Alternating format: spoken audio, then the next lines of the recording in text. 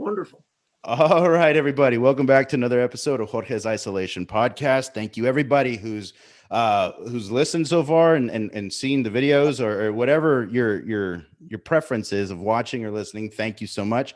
Today, I have a very special guest. It's Mike Bockoven, writer of Fantasticland and The Pack. And if you haven't read these books, you need to get out from under a rock because they're amazing. And he's here today, and I'm very grateful that you're here today. So thank you for joining me, Mike. Man, thank you for having me on. I'm still like new enough to this when someone comes on and says, "Hey, I love your books." I'm like, "My book? Oh yeah, my book. I wrote some books. This is Yeah. cool."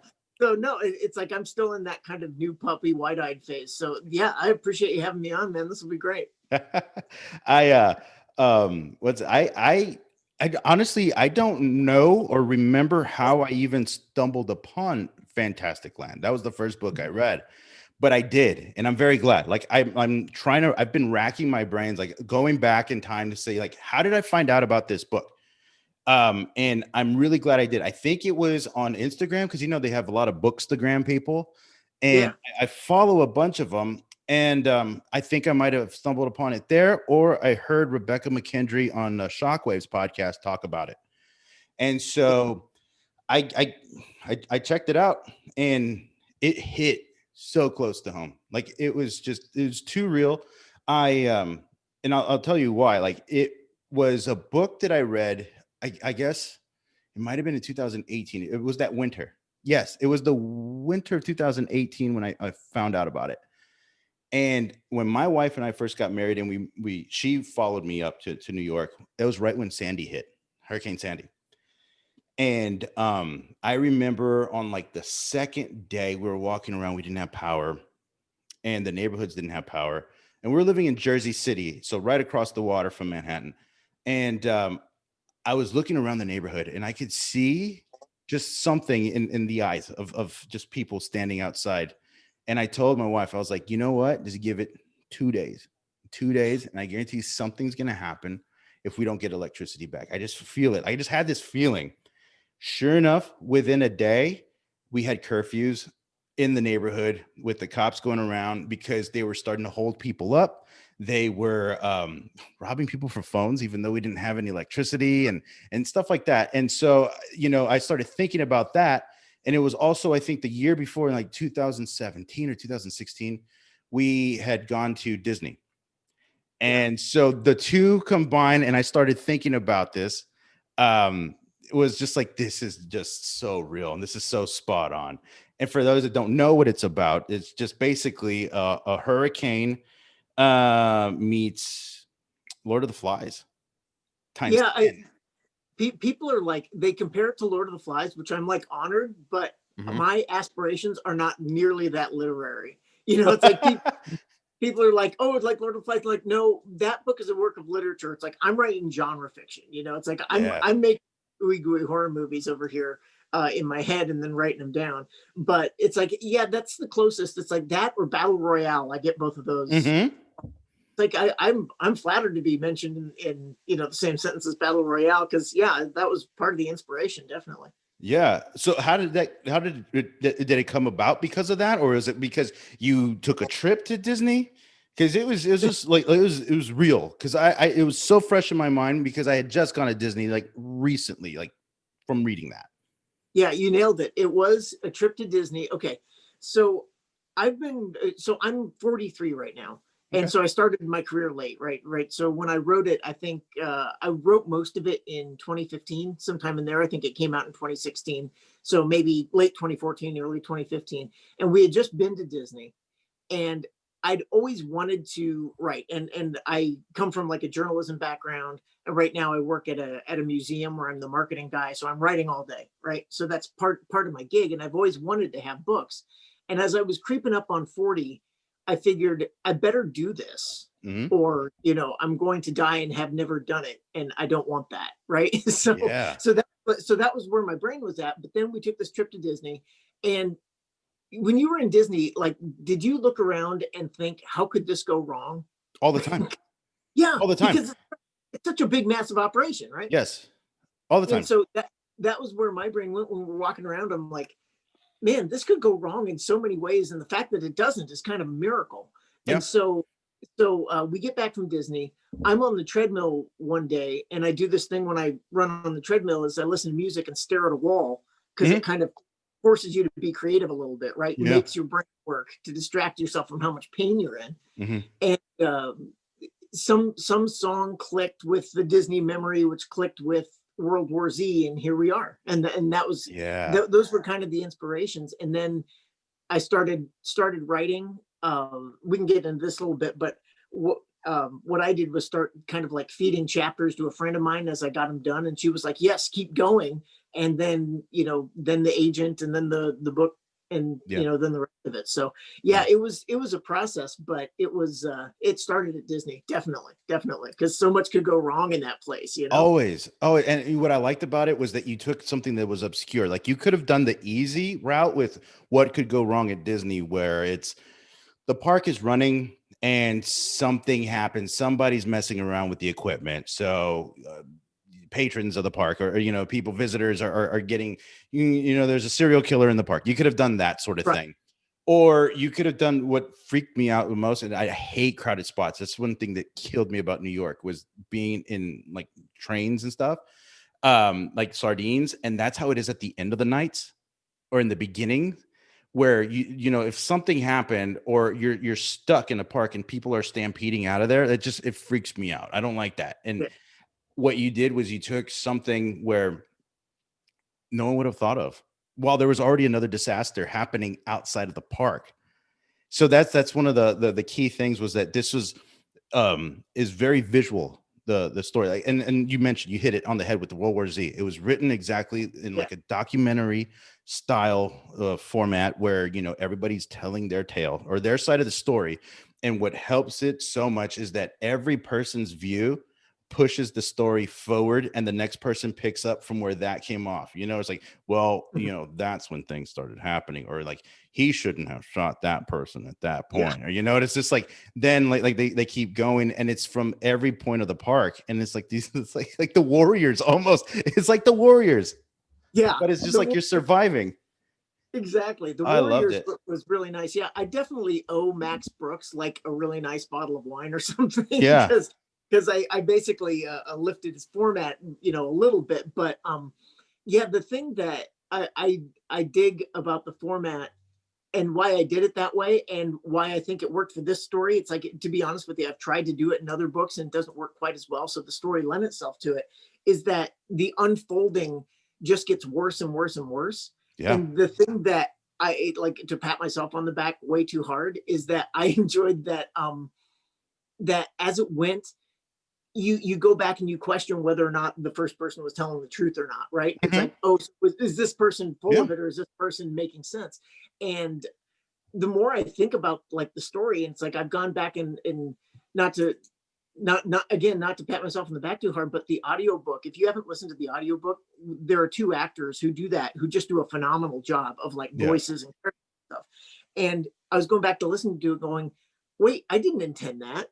Yeah. Oh God, that's cool. It's like the other kind of taking it and running with it a little bit. And it's just the format is kind of the star of the show. And I'm kind of proud that it came off that well, It came off amazing. Like it was just perfect for me because it was just, the voices were very unique and there were several different voices and they were unique. So I pictured the people from the fairy prairies and the shop girls and then the pirates. And then like if you seriously, if you're listening to this or watching this is a book you have to read. And it's just all hell breaks loose.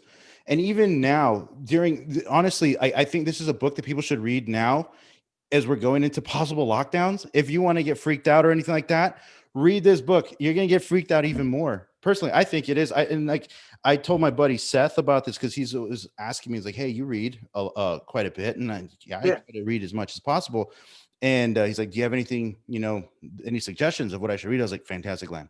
That's the first book I will always recommend is Fantasticland. Like read it. It's fun. It's a fun book.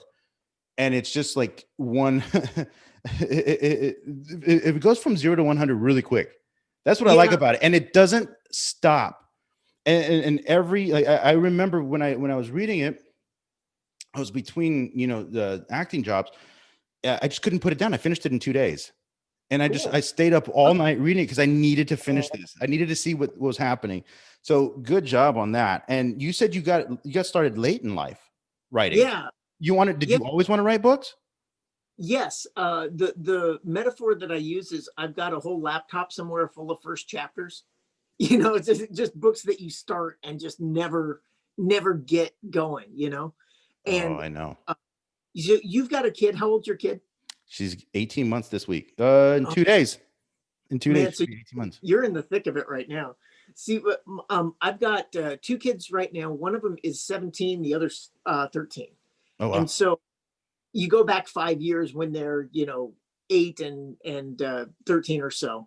And what I was doing is a lot of pick up and drop off, a lot of like, okay, I'm going to run to dance class now. I'm Mhm. going to run, and this is your future. I'm your ghost of Christmas Pat or saying you're Yeah. going to be running your kid around a lot. Yeah. And so when I decided, so I tried a bunch of times to get something going, never really happened. And the more like you start feeling that pressure a little bit, but when the idea clicked in, what I did was started writing just kind of in between pickups, like, okay, so I've got 45 minutes here between when I've got to, drop the kid off at dance and I can sit in my car and I can write. Mhm. And so I wrote that whole book basically, at least half the book, like in cars and in waiting rooms and in the observation place at the dance studio my kid Yeah. went to. And then once it picked up some steam and I had like 40, 50,000 words under my belt, then it just sort of rolled. And then it's like, okay, I'm getting up early. I'm staying up late. I'm getting this sucker done. I'm getting this done before, Yeah. I'm something once in Yeah. this life. And that was kind of how it worked. I am, you know what, this is so spot on, because I am living that life where I Yeah. have a hard drive full of first chapters. And my wife just rolls her eyes every time I talk about my quote unquote book. You know Yeah. what I mean? And is like I've started trying to write a book. I started writing one like 12 years ago, and I'm about 60,000 words into it. Geez, that's pretty Yeah. close, man. Yeah, I'm very close. And I see the end in sight. And it started out in several different iterations. One was a screenplay at first. Mhm. Then I realized, you know what, I'm not able to tell a story that I want to tell through the screenplay, because I want to expand on it more. And the premise of the book is based a little bit off of kind of like the Odyssey, almost like a modern Odyssey, and Yeah. also in Mexican American folklore, along border lore. Basically, there's a story of the lady in white on the side of the road. So there's a guy. Hmm. This is an old book. You can find it, and there's a book called Stories That Must Not Die, and it's like a children's book. So half the page on each page is in English, and the other half is in Spanish. The same story. So you learn about stories like La Llorona and Pedro Jaramillo, the famous curandero, and like just all the devil that danced at the club, which is a famous story in any big city in either along the border, no matter where, from Brownsville, Texas, all the way to LA. There's always a devil that danced, the handsome stranger in the club. And here in McAllen, Texas, we had Bocacios, which was Boccaccio, really, but we're Yeah. Mexican, so we kind of shorten things out. And if you ask anybody of my parents' generation, you can just mention the name Bocacios. The first thing anyone will say is, "Oh, the devil danced there. That's where the devil danced." Everyone swore they knew somebody that was there the night that the devil danced at Bocacios. It even came out. There's literally there's archived newspaper clippings in our paper, like a legitimate newspaper here, about the devil that danced at Bocacios. And it's a really cool tale, because no business has ever survived there. They've all burned down right now. Oh, that's awesome. And it's in one of the most developed areas in our city. It's on the busiest street. On each side of the lot, there's buildings, successful businesses, but nothing has ever survived there. The club burned down. There was a paint store that went up above it. It burned down. I think there was like a Checkers, like a Rally's sort of burger joint. It burned down. Like it's just nothing has survived there, and it's just an empty lot. And they're trying to build something there. And I'm just like, just wait. There's it's only a matter of time until it burns down. So that's one of the stories. And the story that I'm talking about, the lady in white, is where this guy is down and out on his luck. I guess his girlfriend broke up with him or something like that. So he's going to the town dance, and he sees a pretty girl on the side of the road. She looks like she's going to a dance. He pulls over and asks for help. This is back when it was a little safer and people were more apt to pick up hitchhikers. And he asked how she's doing, like where she was going. She said, "Oh, I'm going to the dance." He's like, "Well, I'm going too. So do you need a ride?" And so she said, "Yeah." And they hop in, have an awesome time at the dance. It's cool this time of year. It's like the fall. And he loans her his jacket and he drops her off at the end of the night. And he says, "I'll come back and pick it up, my jacket, tomorrow." So he goes back the next day, and he knocks on the door and asks, if it's so and so here. And the person that that lives at the house looks at him like he's a crazy person, and they say, "Are you insulting me? Like this is you need to stop." It's like, "No, I was with her all night long." "No, that's impossible. She's been dead for 10 years. Woo, And so they go to the cemetery, and on top of her tombstone is the jacket that he loaned the girl. I'm doing a take on that with, kind of like an odyssey of a down and out guy. And it's been a story that I've been trying to write for so long. And it's just, I never finish it. I just haven't finished it. And it's amazing to know that I'm not alone. I haven't been alone in this. Oh no. Okay. I did this thing for a museum not that long ago, different one that I work for, where they basically had stations for people who had done interesting things. Like there was a person there who, farmed bugs and different stuff. And I was the writer who was sitting there. Right. Yeah. And so I asked everybody who here wants to write a book. I swear to God, 7 in 10 hands went up. Yeah. Like it's something people want to do. Yes. And to be honest with you, it's like, dude, you've done the hard part. You've got a story and you're like most of the way done. So it's like I would encourage you to go do it. But like, because the hardest thing you're gonna do is land on a story that is like gonna be worth telling to you, right? And then B, my theory is if you get more than halfway, then it starts to roll like a boulder downhill. And you're like, oh, I see this being done. I can see this. I can see people reading this. I can see getting a reaction to this art. And then, then it kind of goes. And then like the last step is the worst step, which is actually trying to get it published, which I could talk about if you want, but oh man, that's no fun at all. How long did that take? Because you said you started writing in 2015 and then you got published, what, 2016, 2017? It was October 2016 it got published. So and so I probably started it in 2014 and finished it in early 2015. And then basically what you got to do, if you want me to go into the whole spiel, like what you have to do.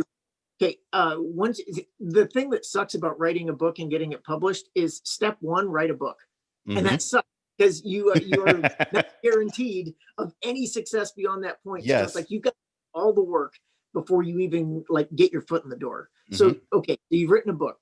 The next step is you have to go through something called a query process. And what that is basically finding an agent, which you've been through, in acting. Yep. The basic gist is you've got to do your research, send out a whole bunch of emails to people saying, here's who I am. Here's a short synopsis of the story. Here's why I'm interesting or why my story is interesting. Are you interested? I made a point where I was going to send out, I think, 10 or 15 a week, something like that. I ended up sending out 120 total. I had 2 bites. One of them, it could have gone either way. One of them, my agent, thank God, took me on, which was great. And he's been my agent since 2016. And I was still getting rejection letters years after Fantasticland was published on the query. And you already had a book published. Yeah. Most of them will ignore you. And most of them will, and some of them will just take months and months and months to get back to you. And it's dispiriting because you've done all this work. You've got this great thing and you've got to like be primed for rejection. And just the way I kind of came at it was, I'm going to write this because I want books with my name on it on my shelf before I kick it. Right. That's and if that was all that ever happened, if it was just me self-publishing 5 or 6 books and putting them on my shelf, that was an acceptable outcome to me. That was enough. But the fact that I was able to find an agent and he was able to sell the book, and then the book, God, amazingly kind of got a little popular. I mean, we've sold like 30,000-40,000 copies. Yeah. That is beyond anything I was hoping would happen with this. And I'm just like so friggin' thrilled. And then I get to meet cool people like you who read the book and like say, hey, you're great. I'm like, oh, great. Thank you. And I tell everybody to read this book. This is this book and this book and Cabin at the End of the World, Paul Tremblay's book. Tremblay's great. Those are the two suggestions. Just like with movies, when people ask about horror movies, when it comes to those suggestions, I'll always say Autopsy of Jane Doe. And it's that is a good one. I always feel that these, like your book, Fantasticland and Tremblay's The Cabin at the End of the World, they need more love. They really do. They need to have much more love, because there's, with horror, I love horror. And we can go back to film. When I always say Autopsy of Jane Doe, you have Brian Cox and Emile Hirsch crushing it for an hour and a half, and not very many people have heard of this movie.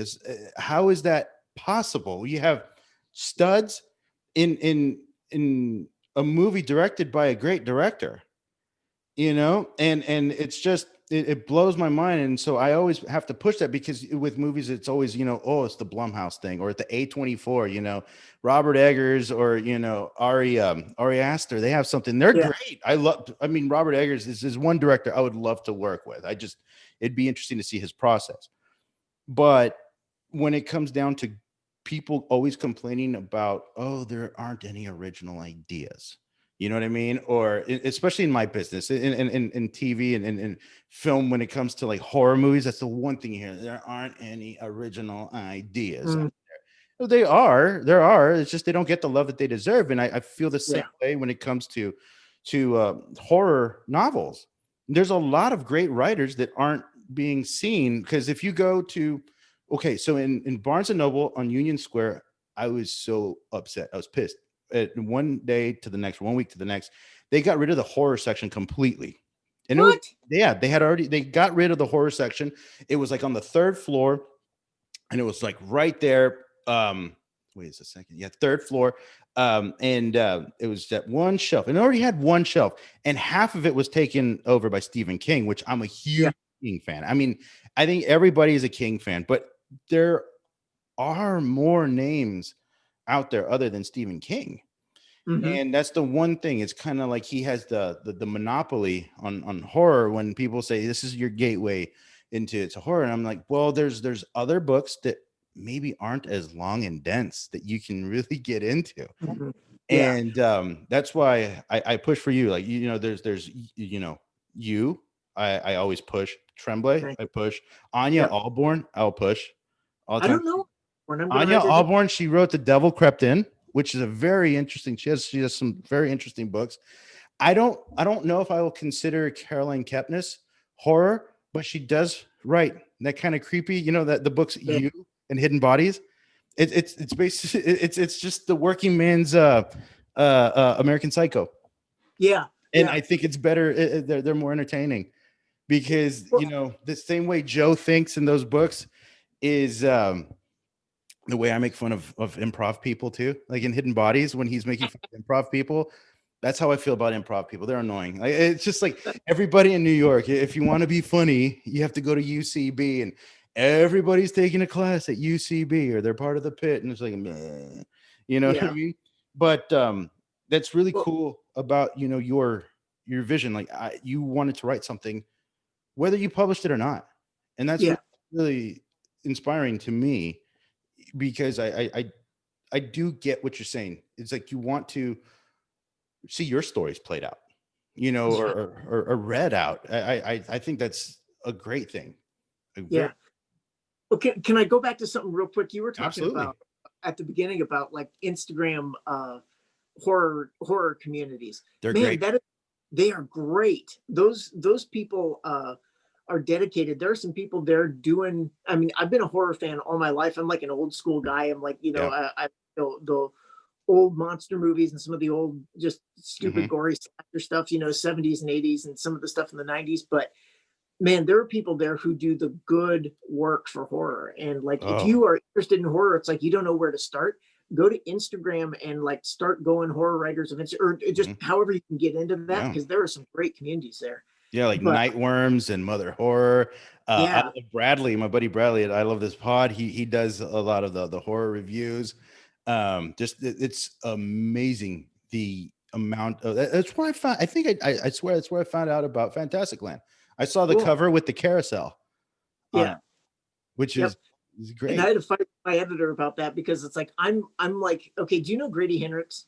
Yeah, That yeah, he wrote, aside from many excellent horror books, and if you ask me, that guy's our new Stephen King.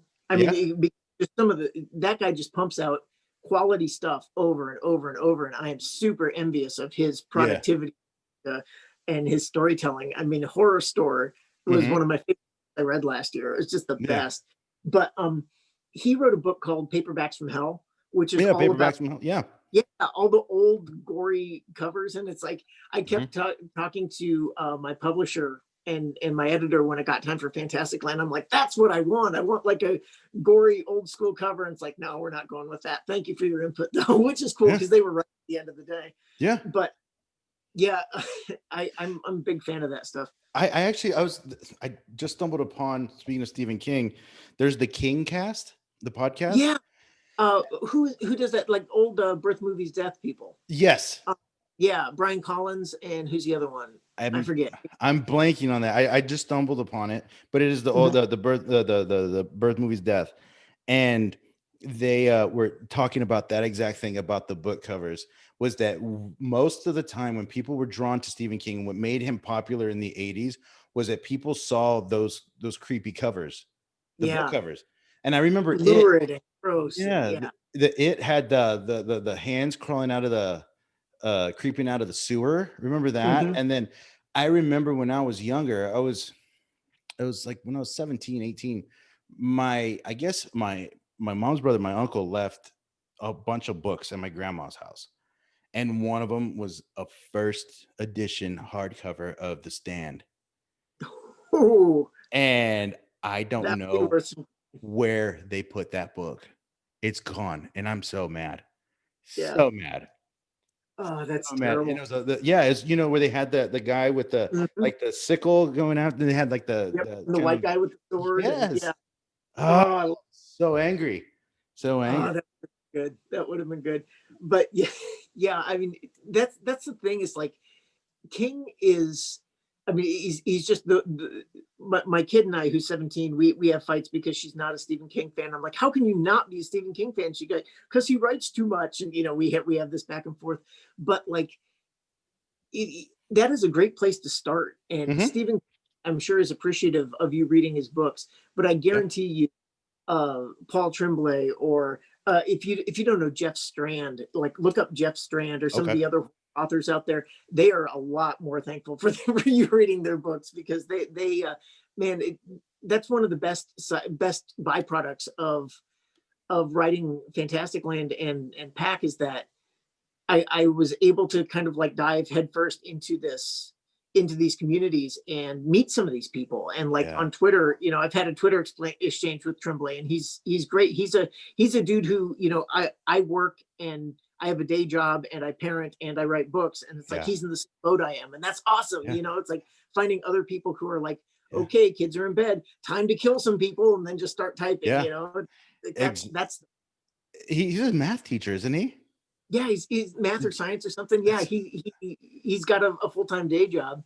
And I remember him tweeting once about like, well, time for 12 hours of parent teacher conferences. And I'm like, are you yeah. kidding? You're Paul Tremblay. They're making Yeah. like three of your books into movies. What are you even talking about? Yeah. Well, it's one But of those things. And now that you're public, okay, so this is a thing I think we can both relate to, because it's very similar. And I'm assuming this, but now that you had a book, it's been published and it's had some success. You had two books published. yeah, Do people think you're rich now? Because I was on TV I've been on TV quite a bit, yeah. and You people, you were you were killed by James Spader, man. That's a that, pretty amazing thing. Yes, I was killed in the open. The credits were still rolling across my chest, the names, and I get killed. And it was an awesome scene. And that was probably one of my favorite acting jobs that I've ever had, because James Spader made me feel as important as every other series regular. And I was a day player for that day. I was the guy who gets killed to move the story forward. He made me feel like I was part of the team. We broke down, like, it's never happened. Series regulars never ever will do scene work where we discuss the scene. It's like, so how do you know this guy? Because it was Spader, and then my friend David Zayas, who was in Dexter. Remember, he's detective. Yeah. So he was. That's absolutely yeah, right. I love that. yeah. And I had always wanted to work with him. I'd done like stage readings with him, and just a couple. I've met him here and there, just because the Latino theater community in New York is so small. The theater community is small in New York. And so he was like just breaking it down. I was like, so how do you know this guy and this character? And that made me feel so special. But those little moments where I was on TV especially in the beginning when I was getting like 2 lines, 3 lines, or whatever, I started getting messages from people about like, or like people assuming that I have a lot more money than I have. And I'm like, no. No. No. I'm going to be, I'm going to be putting a kid in college in like 5 months, 6 months. And it's like, we're fighting the good fight. We're writing scholarship stuff. We're, trying to figure it out, because I work at a nonprofit, which is like not, I'm not pulling down a whole bunch of money. And then the book stuff is nice. It's been a really cool little supplemental income, but it definitely qualifies as a side gig. Yeah. And that's, that's fine. I'll tell you, I don't think this is breaking news or anything, but I'll tell you something that has both been such a blessing and such a curse. And of course, COVID has just murdered this, is that Fantasticland's been optioned. The dude who just ended Supernatural, his name is Andrew Dabb. He optioned the book. The issue is he optioned it like 3 years ago. Yeah. And he's re-upped it, which is great, and which I'm thankful for. And there's been like a little bit of other interest, but it's like, I want him to make the movie. It's like, I've had a bunch of conversations with him. I've read the script. I want him to do this, and I want to give him like absolutely every chance to do it. And COVID, of course, just murders, how, it's just murdered a lot of productions. I've been doing nothing for the good part of the year. Yeah. Absolutely nothing. So I know exactly what you're talking about. Yeah. So on one hand, you've got this idea that like, this thing could happen, it's like, this could be a movie in theaters, and that would be the most amazing thing to ever happen. And then maybe you would see some fairly decent money out of it. Yeah. But right now it's like a check for a couple $100 twice a year, and you get to meet cool people, and that's very nice. It's like, I am not complaining. Trust me. Yeah. I'm perfectly happy for it to be a side gig. Yeah. But I've had a few people say, okay, I haven't had anyone come to me and ask for money, but it's definitely been why are you still driving a 10-year-old car? It's like, well, because that's what I'm affording right now, man. Oh, I totally know. I've been on HBO. I was a recurring on Divorce, 6 episodes on there. I was on Succession for 2 episodes, and you only see me on 1 episode, but I'm credited for 2, and on Bad Education with Hugh Jackman. And this is where I think I messaged you, where I worked with Jimmy Tatro. Yes. I messaged you and I said, this guy could play Brock. Yep. That guy's perfect. He's got the voice. He's got that dry sense of humor. He's a big dude. Like he's jacked. Like he's pretty muscular, but he could play that kind of, bonehead guy. Or I just saw Euphoria, which it was hard to watch. The jock, the guy who plays the jock, would have been a good Brock. There could be a good Brock too. Ever since you put the idea in my head, Jimmy Tetro has been the dude. I'm serious. He's it great. Wasn't who I picked, but he would kill it. He would kill it. And it's like, I go down that stunt casting or that casting road, but he would be really fun as Brock. Oh yeah. And what I was saying about HBO is like, I was looking at, cause you could track your residuals. I'm getting $1 from like, in total, I'm getting like $5 in residuals. So I got like $1.35 check, a $2 check.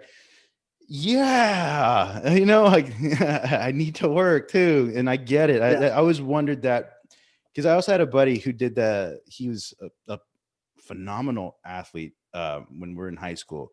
And he's just, I didn't think he was, it sounds really awful to say this, but I knew he was smart, but I didn't think he was that smart.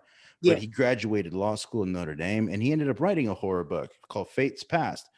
And he did that, like pulled a Grisham sort of thing where he wrote whenever he could. He'd wake up early and wrote Wow. and wrote. And so he wrote the book, and he still tries to dabble in it, but he still has to be a lawyer. And he's probably making a lot more doing lawyer stuff than I am.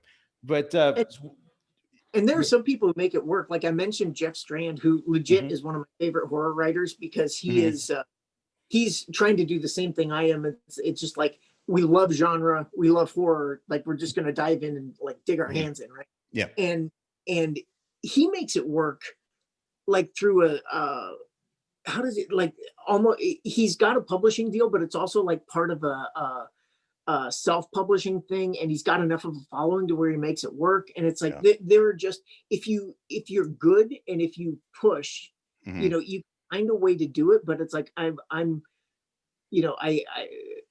not convinced I'm like that level where I could grab the following and bring them with me, but that would be the dream, Oh, absolutely. Or just get big on the other end of it. Yeah, no, I think you're in the right track. I mean, it's the word of mouth sort of thing, and the fact is that your books are good. Like I know I just read The Pack, and I really loved it. And it was just this was your second book, The Pack, and it was about werewolves in the Midwest. Yeah, amazing. See, I'll tell you a story real quick. I'm in Nebraska right now. In the middle of a COVID nightmare. You said you did, and it's so weird because you talk about small community. You did the Blacklist. John Bokenkamp, is that his name? The guy who runs the Blacklist. He lives 30 miles away from me. Oh, really? In Kearney, yeah. I live in Grand Island, and he lives in Kearney. We're both in the middle of the state, and he invests money in a local theater. Like a historic movie theater. It also does stuff, and it's like I serve on the board of a local theater. It's like we're around, and you can do stuff from anywhere, which is super cool. But it's and it's always cool when you run into somebody who's like, yeah, I know you. I've seen your stuff. His name is actually the name I think that's across my chest when I get shot, or in that I know that's how I remember the name, because that name was scrolling across. It's funny that the Blacklist. But yeah, so we're going back to Stephen King, but the only reason I want to bring it up is because Stephen King has written all these books, fantastic books, Shining, Carrie, you name it. And it's very rare when some of those movies are a success. It's just, they go off. And in a way, are you kind of, and I've always wondered this because I try to study this for a long time. I try to read books before watching the movie and see how far they go off. And with Stephen King, sometimes they just don't even direct the book. They're like totally, the lawnmower, they're totally off. Running Man, totally off. They're totally different. Are you worried about something like that happening to where some director is going to be told by some studio, you finally get this opportunity for your work to be adapted into a film, and the director has to go with what the studio says. So we're going to make this, case in point, Max Brooks' World War Z. That movie was not that book at all. And if they would have done what the book was, they could have changed a couple of things from the book too. But if they stayed in that, the way it was written, in that style, it would have been a much more successful movie. Yeah. And you wonder why. It's like the perfect format for that is a book or a like 6-episode long HBO series. It's like where they can do the interviews and cut to like these I almost said fantastic, these huge gory scenes happening over on the other side. It's like that would have been the ideal. But and it's weird because I've talked to people about the process. Like I've met a few people who are like screenwriters and stuff like that, and it sounds like it kind of depends on the scale and a bunch of different things. But like I come at it 2 minds. It's like one of them is my ideas that I'm putting down there. It's like I created my thing, and the thing lives and exists. So if another artist wants to take it and like interpret it, I hope that they would have like a little bit of respect for what it was, but like, you know, if they take Fantasticland and turn it into Little Orphan Annie, that would not be cool. You know, it's like, look at that. But it's like, I totally understand that formats are different and you know, genres are different, needs are different, artists are different, Yeah. and those things might change up. It's like, I'm cool with that. The if I were a little bit more high-minded, maybe the idea would scare me a little more. You know, if I were trying to say something deeply personal instead of just like out and going boo, then maybe it would be different. And that's not to discount the genre. Horror can be like really compelling and really important to like people. But until maybe I say something really deeply personal in a book, then maybe I'll care a little bit more. But no, I'm not all that concerned. It's like if someone wants to take it and make something cool out of an idea, I am totally down to collaborate. That's great. I appreciate that. I would just love to see the book as close to what you wrote, or the movie as close to what you wrote in the book, just because it's so compelling. And I would love to just see the interview process. It's kind of the way I would envision it. It's kind of like season 1 of True Detective. Or season, is it 3 with Mahershala? You know how they were doing kind of a documentary thing on his side of the story of the missing people, the missing children. And if you do it like that, and then you do, you know, how like, you know, you have Matt McConaughey. He's like, well, you got to start asking the right questions, you know. That's pretty good. You know, and they do that, and it goes into the end where there's one episode where they show Reginald Ledoux, and he has the mask at the meth lab, and that's how they end, because it says, well, let me tell you about that day, or you don't want to know about that day.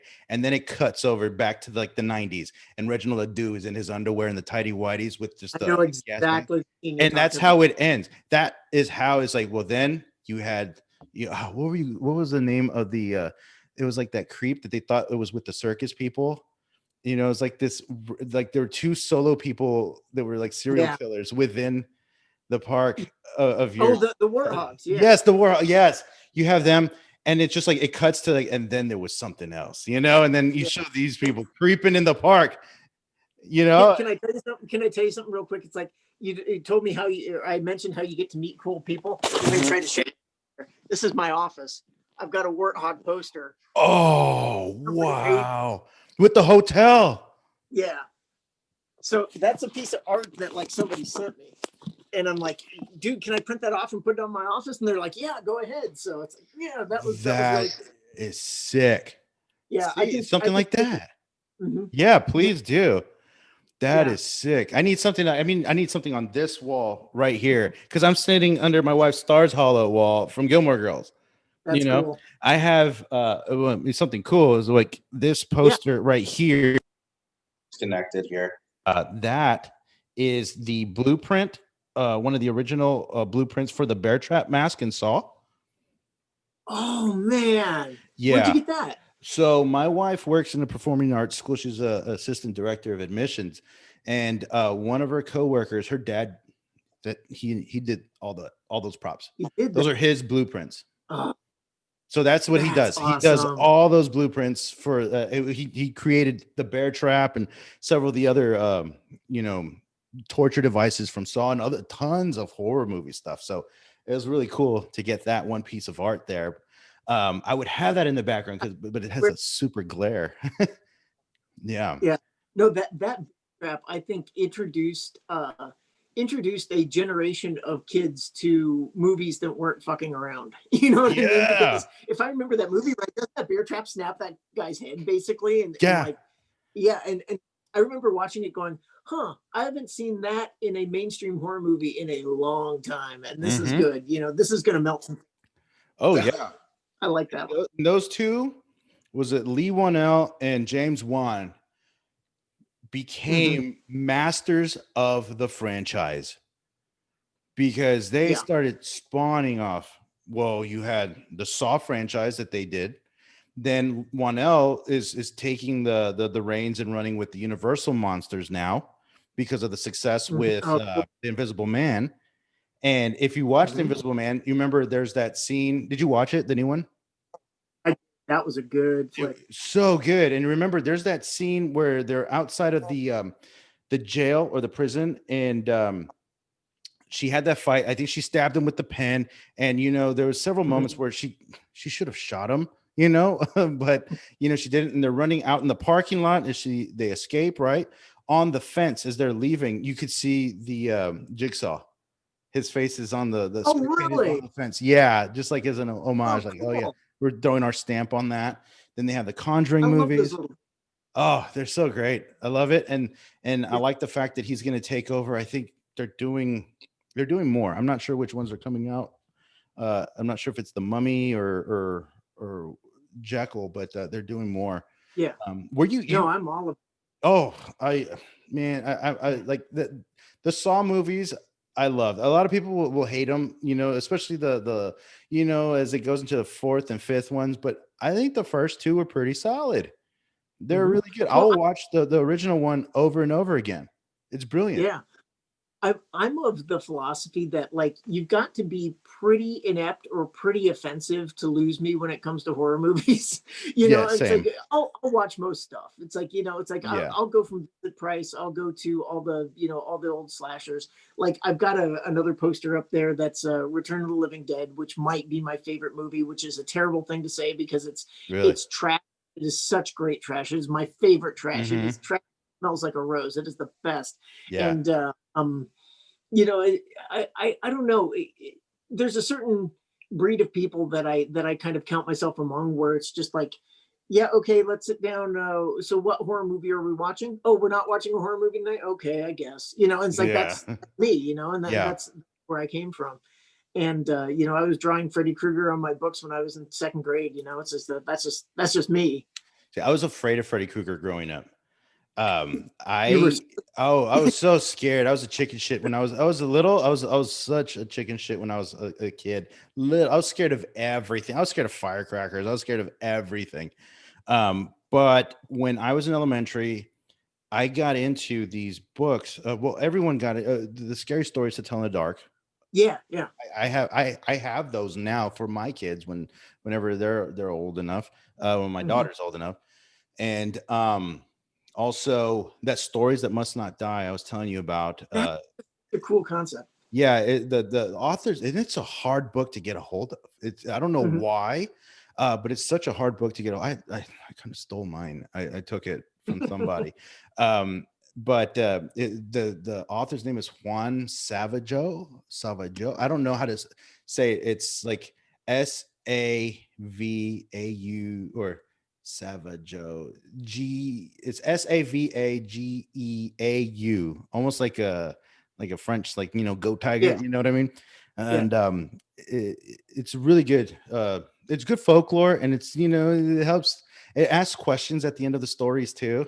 So it's educational and to teach the folklore. Um, and then there was these other books. They were like these green covers. I don't even remember. It was a series of books about like Bigfoot and the Loch Ness monster Huh. and UFOs. And I would have these 5, 6 books on a rotation all the time in second and third grade, all the time. And then Goosebumps started popping out, and we're Yeah. like so happy about that. Were you into those kinds of books when you were little, or? God, I hate to say this because it's not PC at all, but like I jumped from so I remember when I was in sixth grade or seventh grade spending an entire summer reading It by Stephen King, which Wow, was like not wow. a not a cool, thing to do, and also probably not age appropriate, but it's fine, it happened. Yeah. And then I remember graduating from Stephen King to Clive Barker for a long time. Mm, And you know how this is embarrassing, but you know how Clive Barker, among many other things, is like an extremely talented writer, innovator, a gay icon. He also mhm. happens to be an edge lord. And it's Yeah, like that's kind of what I took away from it. Is yeah, just like, oh, how extreme can you be? And yeah, then you start calming down a little bit as you yeah. discover girls and other things. And so um that was kind of my path, was like stuff that was really inappropriate, but for some reason nobody stopped me, Mhm. and nobody made it like the cost benefit analysis was never so far in the one direction. It was never like, yeah, people are looking at you like you're weird for reading Clive Barker, but no one's beating you up for it. So it's like, yeah, bring on Books of Blood Volume 3, man. Yeah. So Yeah. that was when. My buddy Yule was in Books of Blood, the movie that just came out on Hulu. I haven't watched them yet. Are they any good? It's really, I liked it. It was really good. It's a lot better than I thought it was going to be. It was fun. The gore is really good. It's the Books of Blood. It's written in the skin, and the practical effects are pretty good in that. And I liked how they circled everything around. That it was really good. So my buddy Yule, he was actually in one of the earlier episodes of the podcast. He's in it. You've seen him in everything. He was in Midnight Texas. He was in American Gangster. Oh, I love that movie. If you watch Seinfeld, the Puerto Rican Day Parade, and it was chasing Kramer as him. He's that guy who's been in everything. He's an OG when it came to it. For me, with reading though, I would read those books when I was in second grade, and then somewhere I grew up like in the bad part of town in McAllen, Texas. So around sixth grade, I got it was too cool to read. And then I got into football, and that was Texas, and you're in Nebraska. Football is life, and it used to be. God. Yeah. Oh yeah. I saw a picture. I saw a really good meme about your coach. In his 3 seasons there, he's aged more than a president. And he's God. It's just I'll not to get too much into it, but like last season. Because you always give a coach a season, right? Yeah. So it's like we had one season, then we get to the second season, and this is before COVID, and like we dropped a game to Colorado, and we looked like, and it broke me. It's like I've never experienced this before because I've been a Nebraska Cornhusker football fan since I was like third grade. It broke me, and it's like I looked at the screen at the end of the score, and I said, "I'm done," and I won, and now I care. And it's like I've got all this free time. It's amazing. I don't have to read articles about that football team anymore. It's amazing. I can't recommend losing faith highly enough. I'm a Cowboys fan, so I know exactly what you're talking about. That's so bad. There's no reason for the Cowboys to be as bad as they are. No reason at all. They're like the Yankees. They have all the money and the talent in the world, but they just don't win. I don't know what it is, but McCarthy made a mistake. Oh, huge. Well, one day they'll bounce back. Can I give a parenting story you'll appreciate? Oh yeah. My 2 teams are Nebraska Cornhuskers, or used to be, and Minnesota Vikings, who your Cowboys beat last Sunday. Okay. And my younger kid is 13. She's got the sports gene. My older one doesn't, right? She couldn't care less about sports. My younger one loves it, right? Yeah. And so she had to pick a team. She's like, I want to pick an NFL team. I'm like, okay, well, figure out who you like. And 2 years ago, she picked Kansas City. And then they win the Super Bowl last year. And she's a diehard Kansas City fan. And I'm like, kid, it's not like this. You're supposed to suffer for like 20 years and then maybe taste glory for like 2 months. And then it sucks for another 25 years. You know, that's how it's supposed to work. Yeah, we haven't won a Super Bowl since the mid-90s. Yeah. And we haven't had a good winning team since early 2000s. It's been bad. Kansas City's on the tear, though. I know they're good. They lucked out with Mahomes. They have they're stacked right now. It's amazing what they're doing. Yeah, I think they were smart enough to have picked a good team. Oh yeah. Well, how did she stumble across this Kansas City? Was Mahomes was already there? Yeah, he was already there. Okay. It was the Mahomes thing. Okay. But that was also the same year that LA was the Rams were doing really well, right? Was it that same year they went to the Super Bowl? Yeah, I think it was proximity. Like she asked who's close to us. I'm like, okay, so you got Denver, you've got Kansas City, you've got Minnesota, you've got maybe, St. Louis doesn't have a team anymore, but maybe the Browns, but don't be a Browns fan. And so I think that's where it's from. Okay. And are your kids into horror books and horror movies? Yeah. You know what? She's not so much, but my older one is. And and that's so cool because it's like I've got one kid who's got the sports thing, the other one who's got the horror thing, and she's like all about it. And what's crazy is that, okay, is your kid's a boy or a girl? Girl. You've got a girl. Okay. I was always a little afraid. It's like, okay, so let's see your gore tolerance. And it was like never a problem.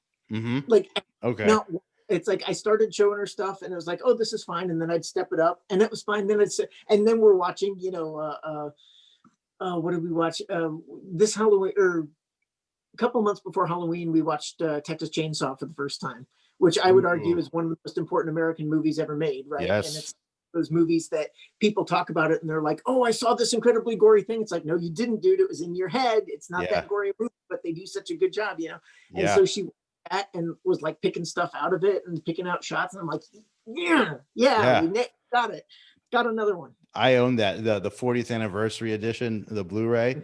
I love that movie. My friend actually, Rick Diaz, who we went to high school together, he is the DP in the new reboot. Oh, cool. Yeah, he is the DP in the new reboot, and they just released the poster, and I'm so proud of him that, that he's, it's so weird that when you're in high school, you don't realize what people are gonna do. Like everyone Oh, has totally. this like this idea that, I thought at one point I was gonna be a doctor. I had the shittiest grades on earth. You know what I mean? I was the biggest, I'm not gonna lie, I was the biggest meathead.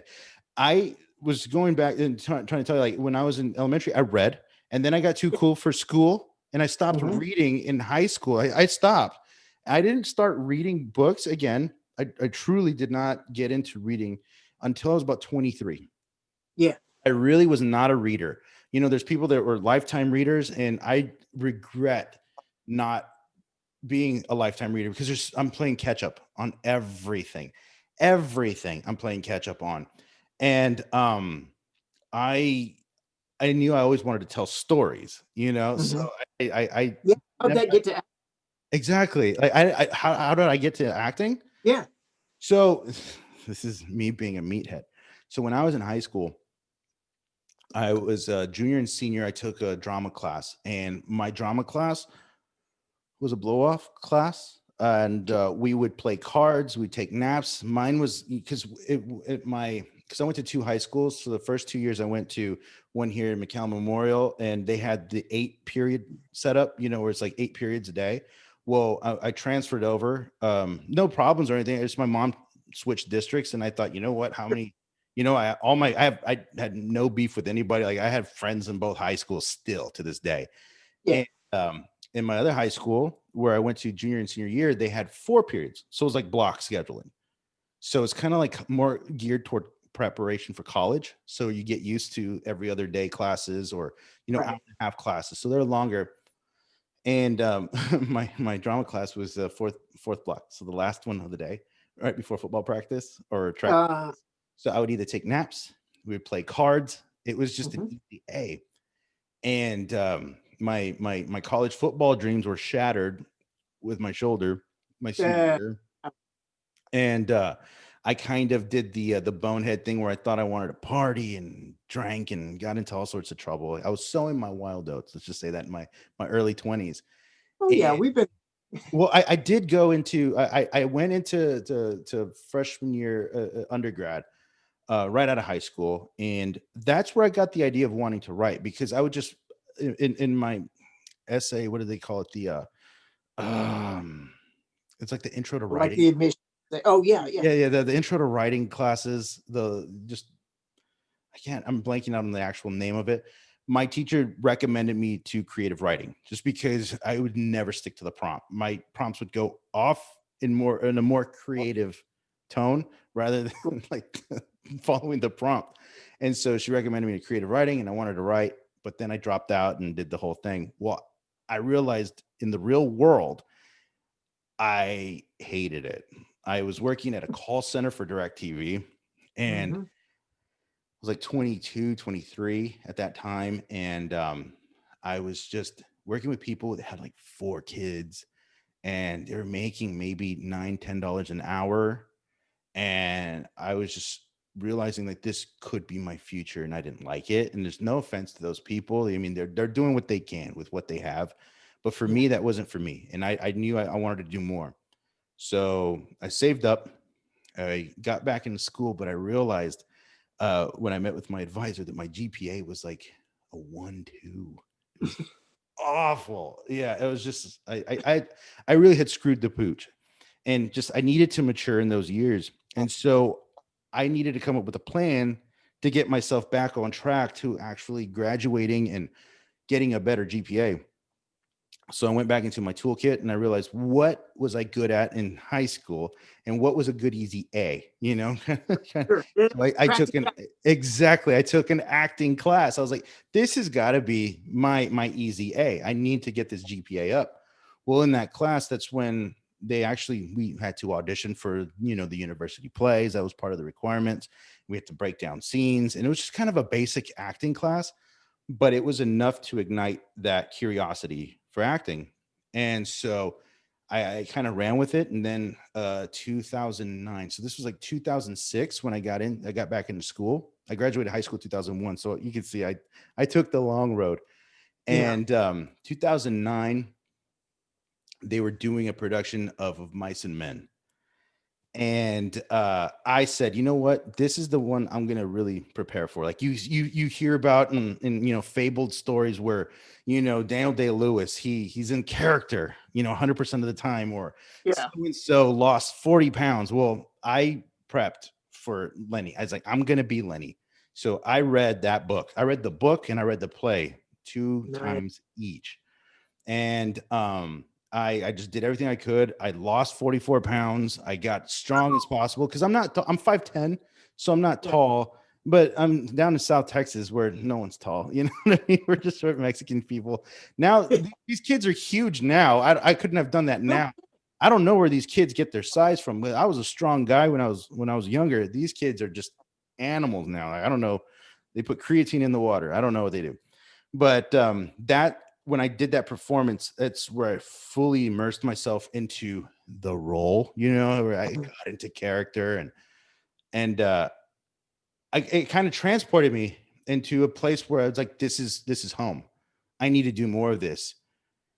And that's when I started deciding to research my next options. Like I don't know, what would be the next option. Am I going to teach theater? Like if I was going to teach, I thought about teaching, but I needed to learn more. So I asked around, and for some reason down here in South Texas, we have a fantastic talent pool that's just popping right now. We have several people in the industry just working right now. We have Tanya Saracho, who created that show Vida on Stars. Yeah. My friend Raul Castillo.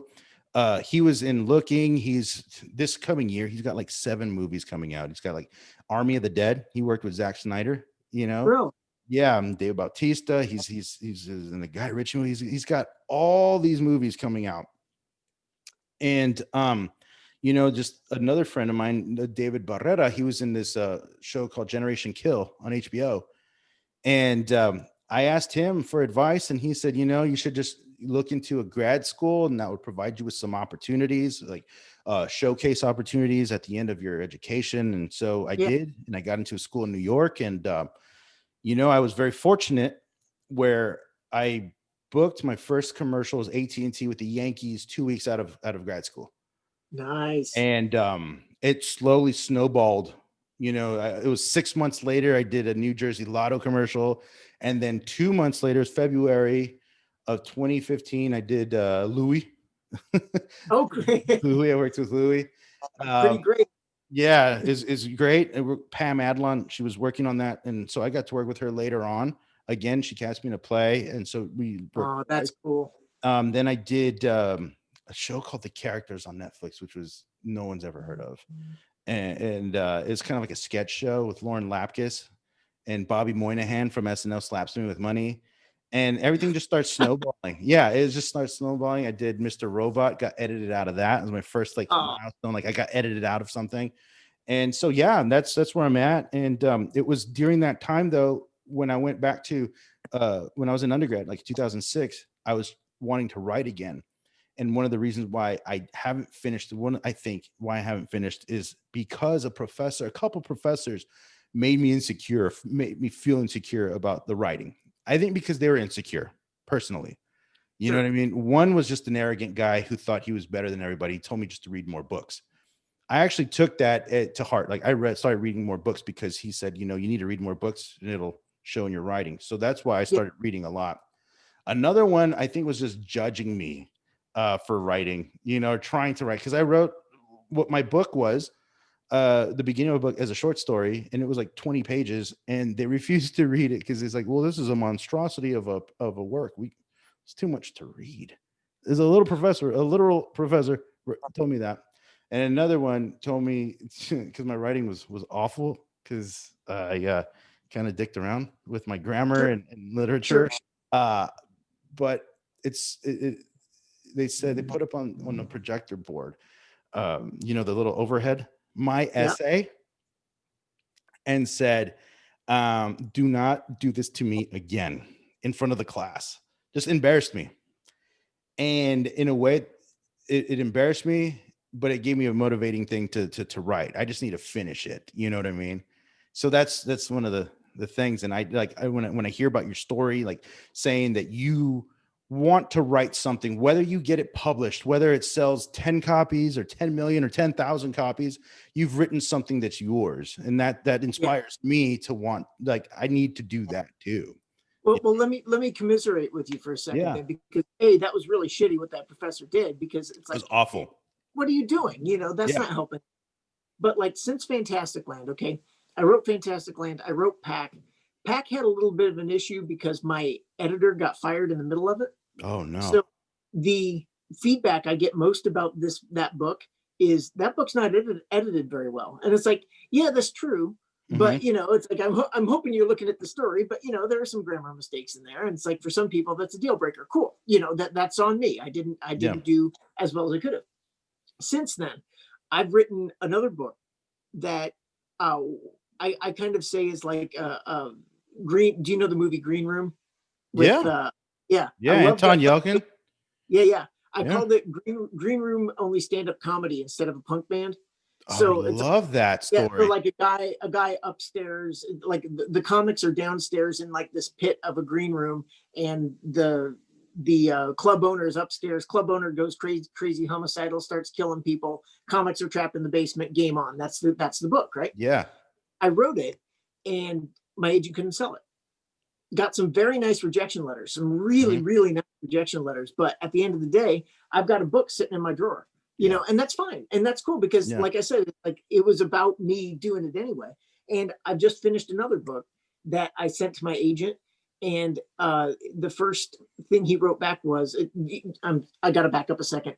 I'm a discovery writer, which means I don't map it out that much. I just go. Same. I just go. Yeah. Yeah, and that's part of why I do it, is to like tell myself a story, right? I'm telling myself a story. That's the point.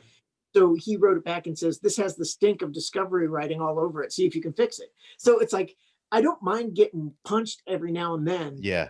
If it's like, if it's to a purpose. But what that professor did to you is like, he's just punching you for no reason. I mean, there's like, what do you gain from being a jerk like that? Yeah, no. And looking back at it now, this was what I would say that was back in 2006, 2007. So almost like 13 years ago. So I've had a lot of growing up. I've had my run in a different industry, and I've had a little bit of success. And I've also seen people not be successful as well that have been doing it longer than I have. And I can see how people can become jaded when they have not been as successful as they want it to be. And to take it out on students, and this was a common trend, and I do see this, and I can't disagree with them, is that our education system down here in South Texas is hurting bad.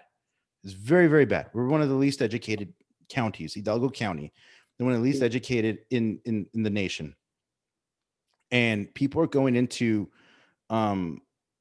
their freshman year, sophomore year of college, taking these writing classes, and they can't string sentences together. And this wasn't, the first time. And I mean, we would have in class, people would also have struggles reading, and this is already college. So it's not, I'm not knocking people for, the people do have learning disabilities, they have stuff like that. But there was an issue where almost every freaking professor complained about people's writing to where how Yeah. they would always complain, like, how do people not do the work? How do people not know how to write sentences? And I just happened to be, I half-assed an essay, and he took it out on me, but it did scar me in terms of Yeah. like, I am very scared for people to write my work because of grammar, you Mhm. know, and just the way I write as I think, like you said, a discovery writer. Yeah. And there are a lot of grammatical errors, but if I'm writing in a first person narrative, you know what I mean? If I'm writing in you know, somebody's thinking out loud, so there are going to be grammatical errors because that's how people think, in Yeah. my opinion. And who's to say that that isn't a new thing? You know, like you wrote in how would you call it? A documentary format? Yeah. Yeah. I Almost think like that's that. interview format. Yeah. Yeah. And interview format. It's all interviews. And you didn't do the whole thing like with screenwriting. You hear this all the time, like with Robert McKee and all these other Yeah. guys. Sid feel like, you know, the first 10 pages is your first plot point, and then, you know, or the first 20 pages, you know, and then you have your first plot point, and then you have the second plot point, and then boom, you're done. You know, then you have someone like Quentin Tarantino come and just change everything, or Mhm. you know, scenes are thrown out of order, and you know, you can change it, and it's getting comfortable with that. But yeah, that professor, what they did was it was awful. Yeah. It And doesn't sound cool. Okay, you want some practical advice. So yeah. here's what I did. So when I was writing Fantasticland, I think I mentioned I had a friend who I would pump chapters to when I was done Hmm. with them. And some people say when it comes to like writing in particular, that save all your feedback for the end because that way, because when you share it with somebody, you get that same creative energy as you would when you finish it. Does that Hmm. make sense? Like Yeah. if you're giving them a chapter, say, hey, look, isn't this chapter great? And they say, yeah, it's great. Then you get that sense of accomplishment, and you don't want that sense of accomplishment because you want to keep writing. Mm. That's kind of the standard advice. But what I did is I would feed her chapters. She would say, yes, this is great. And then she kind of helped me shape the story as it went, right? Okay. And so if I was like way off track, if I had written something that didn't make sense, if my grammar had been terrible, if whatever the issue was, Hmm. I kind of I didn't edit it as I went, but I kind of got a clearer direction that I was coming at as I went, right? So by the time I got to the end, and the original ending of Fantasticland was different, Hmm. and she said that doesn't work. You got to change it. And it's like, oh, you're right, okay, because originally I had everybody getting sick and just Yeah. like everything kind of petering out. And she's like, no, you got to have a finale. And she's like, you're right, I got to have a sword fight. And so Yeah. Yeah. so find somebody who will be that like that rock Yeah. for you and will like be honest with you if things aren't working, Hmm. but who can push you along too, because that's what really helped me. Absolutely. No, thank you. I appreciate that. That would, you know, I definitely need to have someone. My wife does read a lot of my stuff, but then at the same time, you know, I kind of feel like she's hypercritical. You know what I Yeah. mean? You know, just to save the relationship. You know what I mean? Well, to save the How relationship too, my wife doesn't read any of my stuff until it's published. yeah, that's what I got to do then. I Yeah. have to have Yeah. someone else read it. How many drafts did you write of Fantastic Land? It was a process. When between like, okay, so I had a version of it, and Mhm. then I got an agent. And when the agent sold the book, I had an editor come on, and that editor uh, came with some ideas, and we changed a bunch of stuff. So I would say probably three, like the initial one, and then I wrote some more for like an initial draft, for a second draft, and then the final polished draft. We added some uh, how do I want to put it, some themes and some Yeah, other stuff. It was definitely a better book because they worked on it. But yeah, the basic structure was always the same, which was cool. And some of the major points were always the same, which I thought was cool. So oh, I'll awesome. take that. And the pack, how many drafts did you go with that? That was probably a good two drafts, maybe one, maybe it needed another one. But I like that book, man. I I love thought it it. was. Yeah. And I wrote a second one too that I'm done with, but we'll see if there's ever a demand for it. It For the was the kind of. pack, like a Yeah. sequel. Yeah.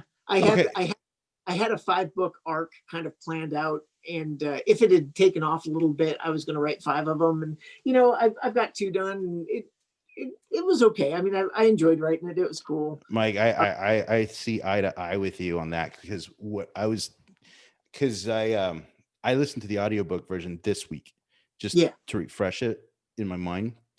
And I saw the pack as a series.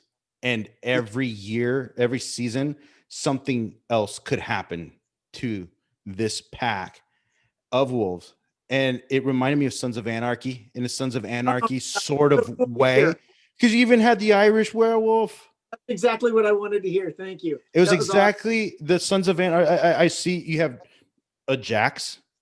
You Mhm. have, what's Peggy Bundy's name? Oh yeah, yeah, I Uh, know who you're talking about, but yeah, I Ron watched that. Perlman character. Yeah, You even have the grumpy old man, which was Opie's dad. hmm Remember, he had the oxygen, but it's just exactly that's how I see it. And there's always an outside force.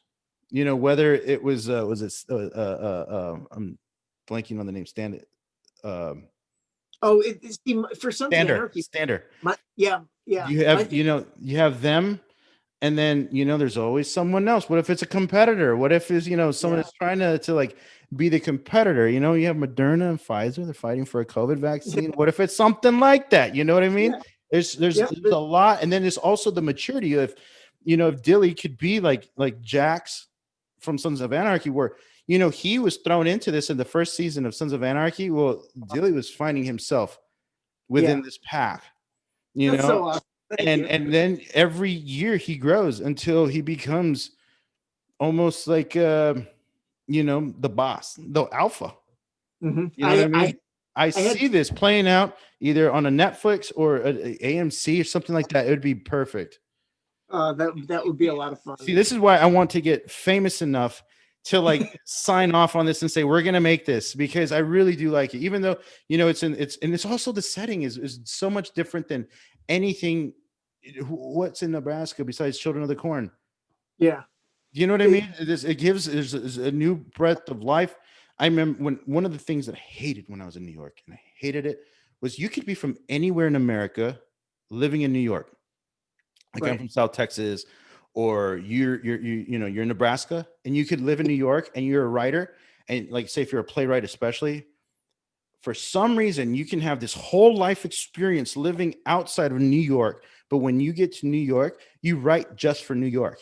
Like these Huh. are stories that only New York people would get, as if they're your only audience. And I always like with plays, it just irked me. It's I say I know you're not from here, so why are you writing for a New York audience?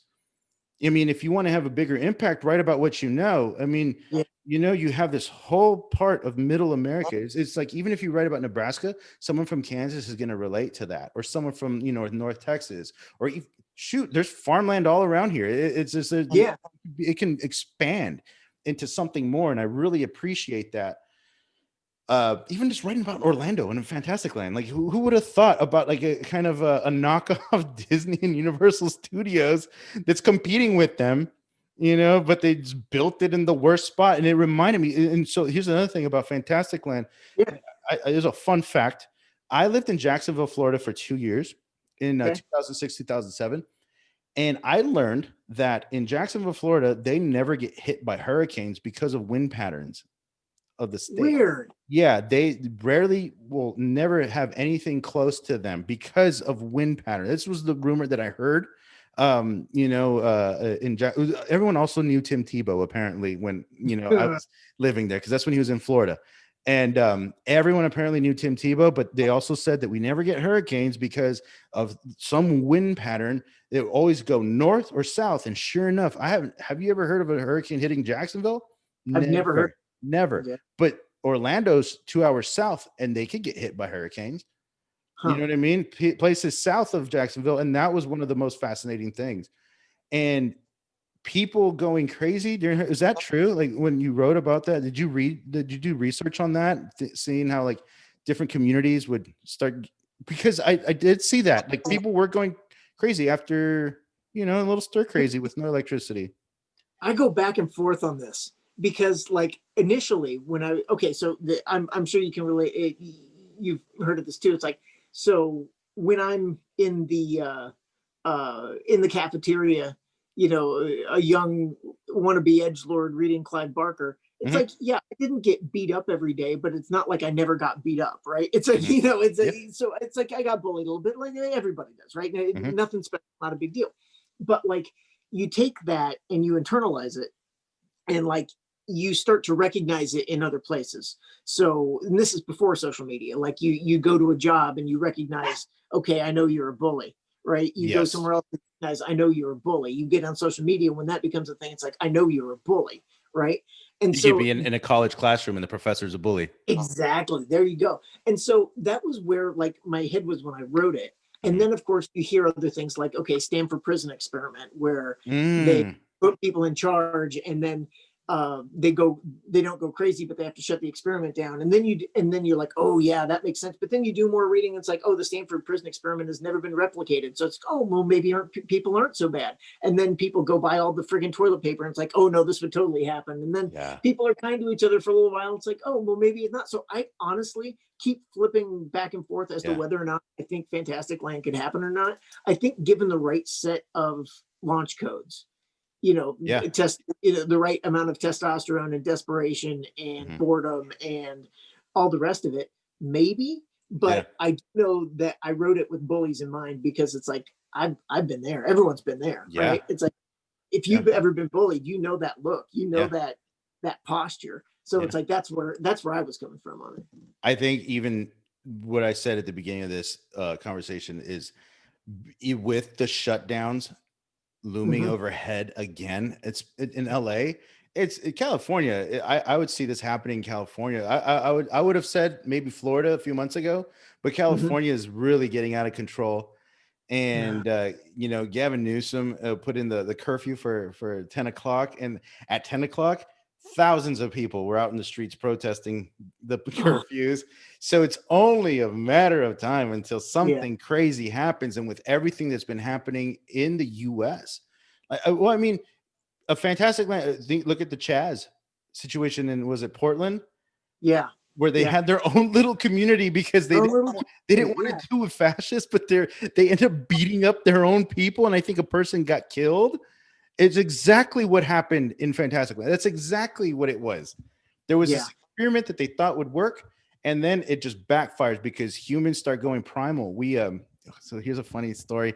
I in grad school, I went to a theater school. I went to the New School for Drama, which You was, went to the new school. Awesome. yeah, I went to the New School, and we would have to take mask, character mask, and then neutral mask. So we're on character mask, and the teacher would have us do this exercise. It was a primal exercise, and what it was is just start exploring your. It's hard to, like, for people that are not in theater. Grad school was like Hogwarts. Every Yeah. teacher had their quirks and their personalities, and they That's cool. taught a specific art. Instead of the dark arts, they taught us like character mask, or a neutral speech, or just it was weird. And it was on Fridays, so we called it Freaky Friday, because we would do other movement classes where I try to explain it to my conservative family back home, and they're just like, What are you talking about? yeah, it's like, oh, what are you doing, you bunch of hippies? And so we're doing this primal thing, right? Mhm. And they let us go. We're acting like primates and hopping around like monkeys. So, it's, I don't even know how we were. I guess we're just tired, or how this exercise works, because I was never into this. I couldn't buy into this. Yeah. I could never do it. But I'm watching people, and they're like almost forming little tribes, and they're creating little communities, and they would stomp out other people. It was just like kind of crazy. And at one point, I'm just laying there because I couldn't get into the exercise, and I'm watching everybody, and all of a sudden one classmate is yelling at the other classmate, who's somehow holding a broom and kind of Oh, pushing, yeah, a broom, and pushing this other classmate off. And this other classmate is a petite female.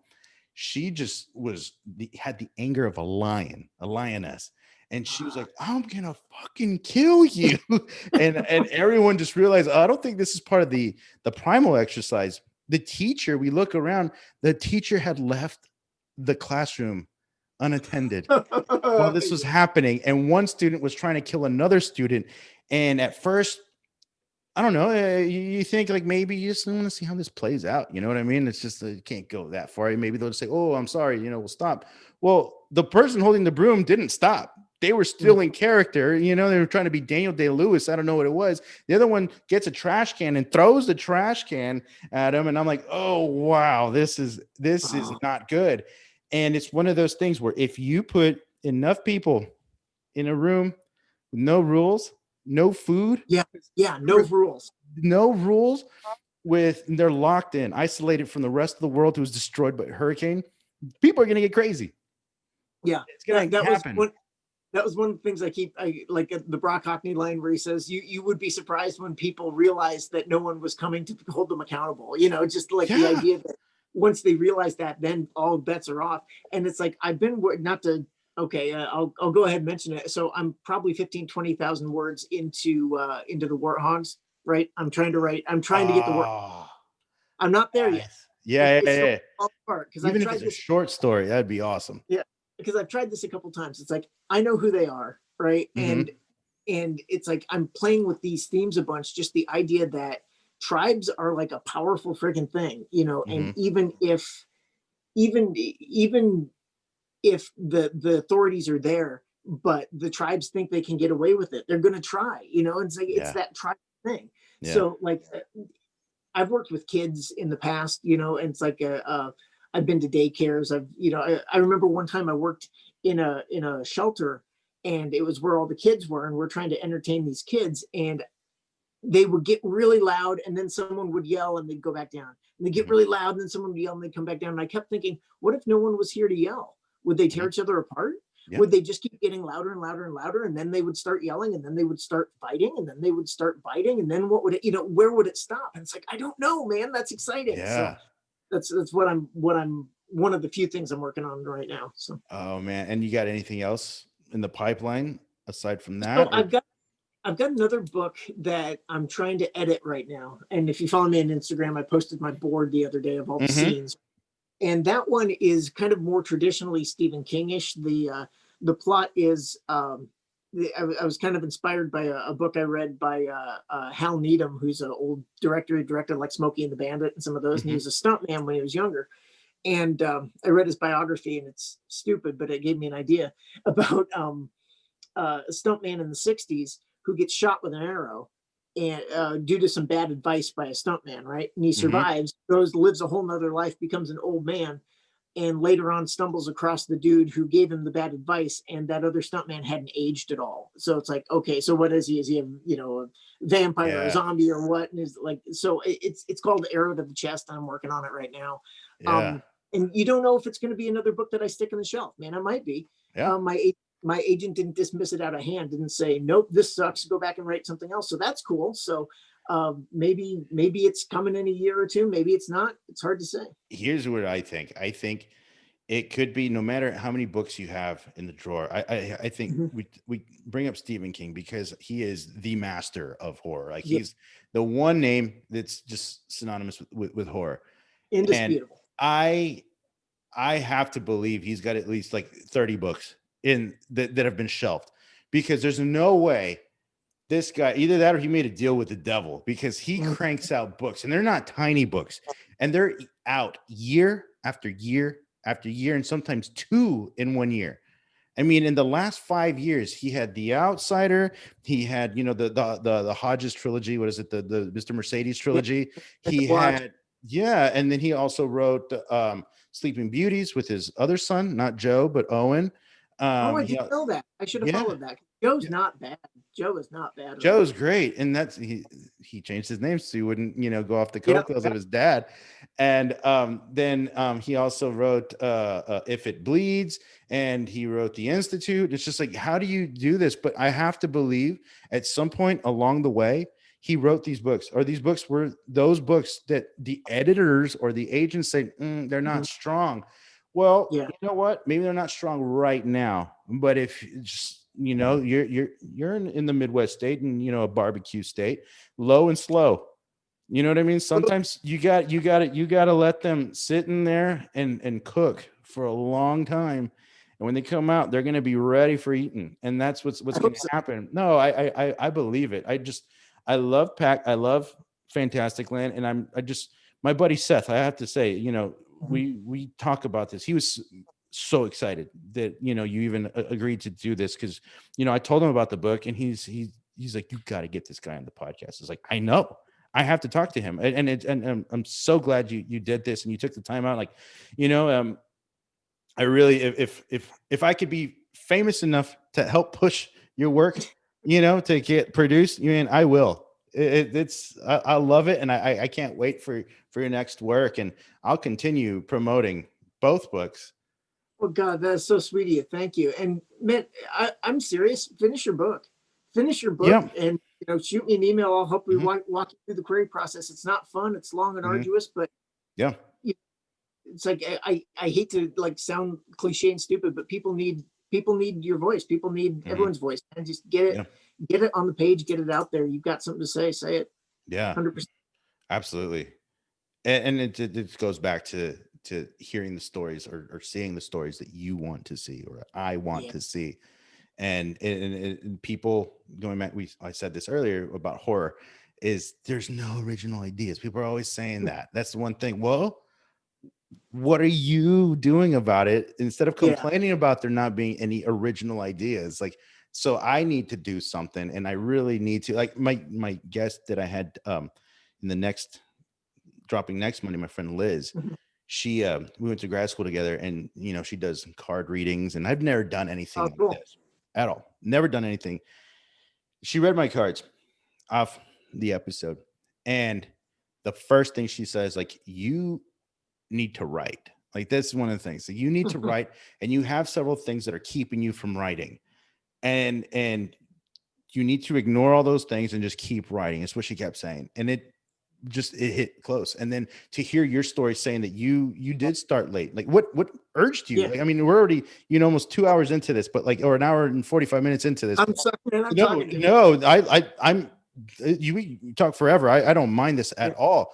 When did like, what was that, just that push? It's like, I need to do this. I know you said you wanted to do something before you died, to have that printed Yeah. out. Yeah. Mhm. What was that final push? Was it, like, my kids are getting older, or I want to leave some legacy behind for my family, or it's just, I want to prove it to myself that I can actually do this? It was partly that. It was partly proven to myself that I can finish something like that. But the other thing, and I hate to put it this way, Mm-hmm. that I I was getting busier. Does that Mm, make sense? And this isn't a sense of, oh, I'm so important. It was just like job, kids. mm-hmm.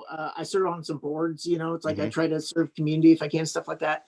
And it was just like I'm just busy all the time, and this is pre-COVID because now I'm not busy all the time. But uh, and I felt it slipping away. Does that make Yeah. sense? Yeah. Like the No. Yeah. the the fact that I could do it at all, the fact that I would do it at all, I felt like it was going away, and it's like I'm not letting this one go. And Yeah. so that was part of it. And so sitting in a car in the dark while my kid is off doing gymnastics, writing about kids killing kids, it's like that's Yeah. At that age too, almost a or little older. or more importantly, just writing what I thought was cool.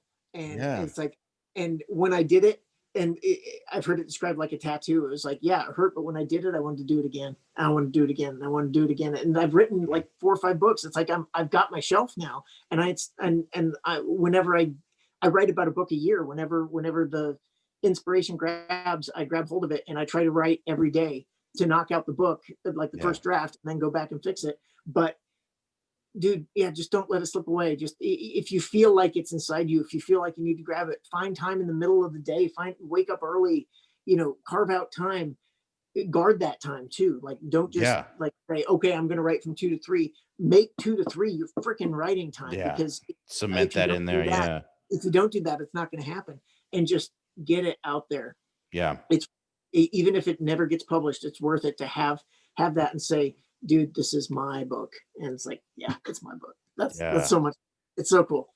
Oh yeah. No, thank you for that. And thank you for this conversation. I've been looking forward to this for a long time. I just didn't know the Cool. avenue. And, thankfully the pandemic has opened up this avenue for us to be able to. I created the podcast out of Yeah. the uncertainty due to the pandemic, and because of that, I'm able to talk to very interesting people I admire, just like you. And I'm, like I said, I'm always going to push your work because it's awesome. I love it. Well, man, best of luck. And it's like, yeah, Thank you. doing the podcast, that's not a small step. You're doing No. something, man. Yeah. You're doing so. Yeah, absolutely.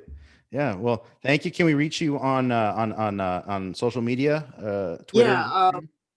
Someone actually, there's a Mike Bockoven on Facebook who is a fantastic pencil artist who I've never met, who also lives in Texas. So, so I'm at Bockoven Books on Facebook, and then I'm on Instagram and Twitter. And yeah, I've got 2 books, hopefully a few more. I've got MikeBockoven.com. Yeah, I'm around. So I post a lot of pictures of my kids, which isn't necessarily writing stuff, but it's we'll get there. I've flooded mine too with my little girl. My Instagram is full of pics of me and my little girl. They grow too fast. You know that all too well. Man, it's not a blink and it's done, but just oh god, it is. Yeah, I mean, if there's anything, it's like I'm down some weight since the quarantine and everything, and it's like, yeah, worrying about your kids dying in a pandemic, that's really enough to make you shed the weight, Yes Those that, and then wondering if you're gonna work again. That uncertainty, that's been stressing me out. I feel it doesn't usually get on top of me, but when it does, it just crashes, man. It's no fun. So thank you so much for having me on, man. Yeah, absolutely. Absolutely. And everybody, thank you for watching. And thank you for listening. As always, you can find us on iTunes and Spotify and on YouTube at Jorge Chapa. Please go ahead and subscribe, follow at Instagram at Jorge's Isolation Podcast. Thank you, everybody, for listening and watching. Have a great one and be kind to everybody.